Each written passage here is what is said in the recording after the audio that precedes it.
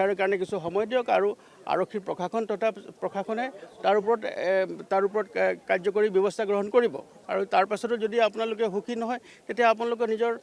প্ৰতিবাদৰ কথা বা আপোনালোকে জনাব পাৰিব প্ৰশাসনক যে এইটো আপোনালোকে নহয় গতিকে সেইকাৰণে তেওঁলোকৰ লগত কথা পাতি আছোঁ মহিলাসকলো আছে তেওঁলোকৰ লগত কথা পাতি তেওঁলোকক জনাই দিছোঁ যে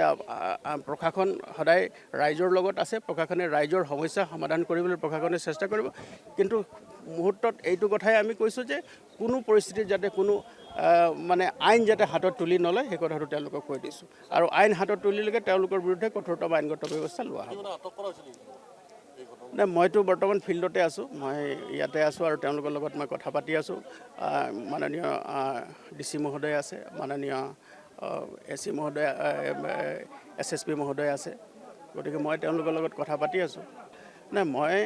এতিয়া সেই কথাটোত মই একো ক'ব নোৱাৰোঁ কোনো কমেণ্ট মই দিব নোৱাৰোঁ বাট এটাই কথা আছে যে আমি তেওঁলোকৰ লগত ৰাইজৰ লগত আলোচনা কৰি আছোঁ আৰু সমস্যাটো এটা সমাধান লাগে নাই চাওক এতিয়া বৰ্তমান পৰিস্থিতি নিয়ন্ত্ৰণাধীন আছে আৰু আমি তেওঁলোকে যদিও কৈ আছে যে বাৰে বাৰে কৈ আছে যে তেওঁলোকৰ ইয়াতে এতিয়া মানুহক এৰেষ্ট কৰিব লাগে কিবা কৰিব লাগে তেওঁলোকৰ দাবীবিলাক কৈ আছে কিন্তু আমি তেওঁলোকক অনুৰোধ কৰিছোঁ যে প্ৰশাসন যিহেতুকে ইয়াতে নিয়োজিত হৈ আছে গতিকে ইমিডিয়েট একশ্যন কেনেকৈ ল'ব পাৰিব তেওঁলোকে এটা সময়সীমা বান্ধি দিয়ক সেইমতে প্ৰশাসনে